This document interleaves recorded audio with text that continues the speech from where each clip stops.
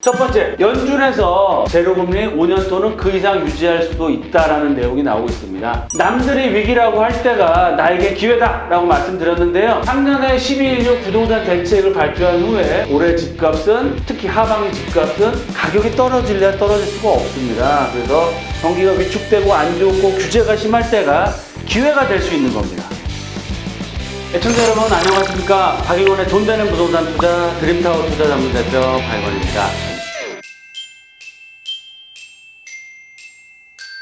제가 오늘은 미국이 앞으로 5년 동안 금리를 올리지 않겠다라고 연준에서 발표를 했고요. 이런 상황에서 집값이 떨어진다고요? 본격적인 방송에 앞서 구독과 좋아요 꼭 눌러주시고요. 저희 회사에서 매주 특강을 하고 있습니다. 서울 핵심적인 지역의 역세권역의 재개발이 될 수 있는 지역 투자하셔서 큰 수익 같이 나누셨으면 좋겠다라고 말씀을 드리겠고요.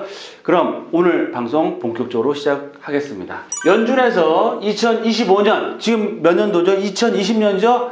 앞으로 4, 5년 동안 제로금리를 유지하겠다라고 발표를 했고요. 거기에 따라서 양적 완화도 지속적으로 하겠다. 그 얘기는 뭐냐면 초저금리를 계속 거의 제로나 마이너스 금리를 유지하면서 돈을 달러를 계속 찍어서 뿌리겠다는 내용입니다. 그러면 화폐 가치, 돈의 가치는 어떻게 되죠? 떨어질 수밖에 없습니다. 그럼 거기에 반대의 자산 가치는 어떻게 된다? 올라갈 수밖에 없다라고 말씀을 드리겠고요. 두 번째, 남들이 위기라고 할 때가 나에게는 기회가 될 수 있다라고 말씀을 드리겠습니다. 마지막으로 향후 부동산 시장의 방향과 나는 그러면 어떻게 대응을 해야 될지 알아보는 시간 갖겠습니다. 첫 번째, 연준에서 제로금리 5년 또는 그 이상 유지할 수도 있다라는 내용이 나오고 있습니다. 실업률이 어느 정도 수준 이하로 떨어지더라도 물가 상승 목표가 2% 기준으로 해서 더 올라가면 금리를 통상적으로 올리는데요. 인플레이션이 난다고 하더라도 초저금리와 유동성 공급을 계속적으로 할 것이다. 금리 인상은 2025년도에나 할 것이다. 보십시오. 제로금리와 끝이 정해져 있는 양적 완화 정책은 5년 이상 지속될 거고요. 본인이 원하는 시장이 아닌 현재 시장에서 트레이딩에 나서야 된다는 뭐냐면 투자를 하지 않으시면 수익을 볼 수 없다라는 내용이 나오고 있습니다. 연준에서 그렇게 한다는 거는 무제한 양적 완화와 초저금리 유지하게 되면 우리나라 또한 그런 스탠스를 따라갈 수밖에 없습니다. 따라서 남들이 위기라고 할 때가 나에게 기회다라고 말씀드렸는데요. 작년에 12.16 부동산 대책을 발표한 후에 종부세도 인상하고 대출 규제, 투기과열지역 주택담보대출 금리 발표하고 세제, 대출, 청약 다 해서 집하라고 발표를 했죠. 지금 9월 달에 들어왔는데요. 집값이 많이 올랐죠. 고가 아파트 거래량은 많이 줄었지만 신고가를 형성하고 있고요. 강북에 있는 신축 대단지 브랜드 입주하는 아파트가 20억이 훌쩍 호가가 넘어가고 있습니다. 거기에 고가 아파트만 그러느냐? 중위권대, 하위권대에 있는 아파트도 키 맞추기에 돌입해서 가격대가 전체적인 레벨업이 되고 있고요. 작년 말부터 터진 코로나 사태, 올 초에 집값도 주춤했고 12.16 대책과 맞물려서 강남 3구 하락폭도 거래가 없으면서 가격 하락을 했었습니다. 하지만 지금 상황은 어떤가요? 신고가를 돌파하고 있죠. 그 얘기는 뭐냐면 그 당시 작년에 이런 발표가 나고 코로나 사태가 일어난 후에 집을 파셨던 분들은 지금 후회를 하시고 있는 상황이고요.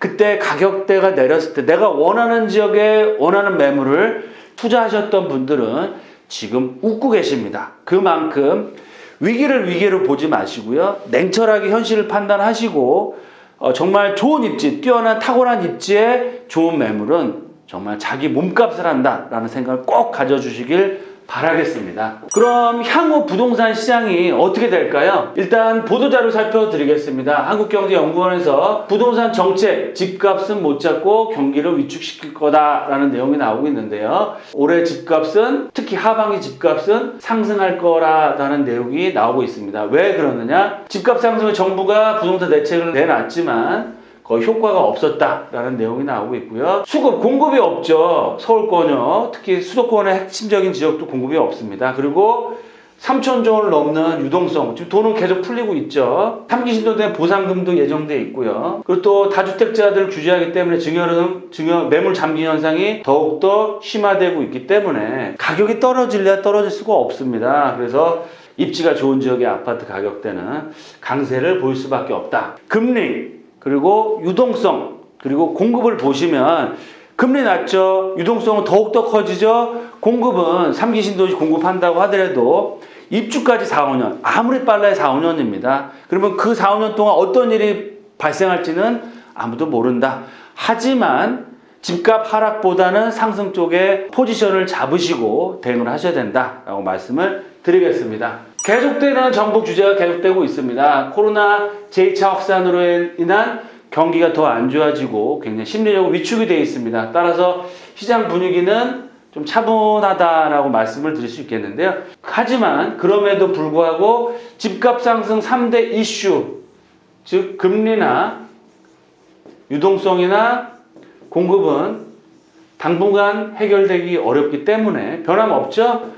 거기다가 전세가가 지금 62주, 63주 동안 계속적으로 오르고요. 전세값 상승은 지속될 거라고 보여집니다. 전세값이 올라가면 매매가가 떨어지는 거에 대한 받침 현상, 하방 경직성을 만들어줘서 가격대가 쉽게 떨어지지 않겠죠. 전세가 상승은 이후에 매매가 상승을 불러옵니다. 따라서 전세가 상승으로 상승에 대한 에너지는 계속적으로 비축이 되고 있다라고 말씀을 드리겠습니다. 따라서 마지막으로 올 하반기 내년에 집값이 떨어진다는 비관적인 부정적인 생각하지 마시고요. 화폐 가치가 점점 더 떨어질 수밖에 없기 때문에 거기 반대급부인 자산 가치, 그중에 부동산 시장, 특히 서울권역 핵심적인 역세권 지역 중심으로 신축 아파트나 재개발 예정지의 지분 가격은 올라갈 수밖에 없다라고 보시고 본인의 상황, 유주택, 주택이 있는지 무주택자인지 맞춰서 유택이 있으신 분은 갈아타기,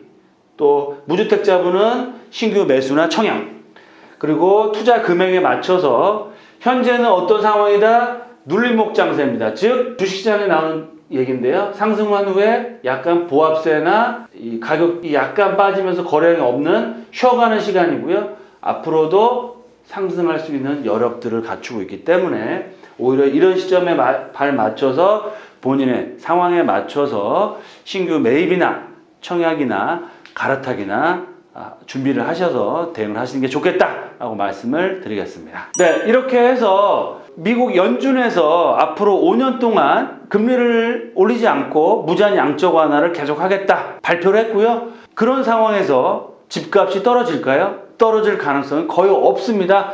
오히려 이렇게 코로나나 경기가 위축되고 안 좋고 규제가 심할 때가 기회가 될 수 있는 겁니다. 그만큼 위기가 기회가 될 수 있고요.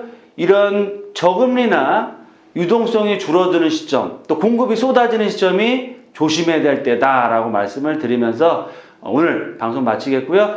돈보다 소중한 것보다 건강입니다. 늘 건강 잘 챙기시고요. 저희 회사에서 개최하고 있는 특강 시간에 또 만나 뵙고 돈 되는 지역 분석, 또 매물도 임장활동 같이 할 수 있도록 하겠습니다. 감사합니다.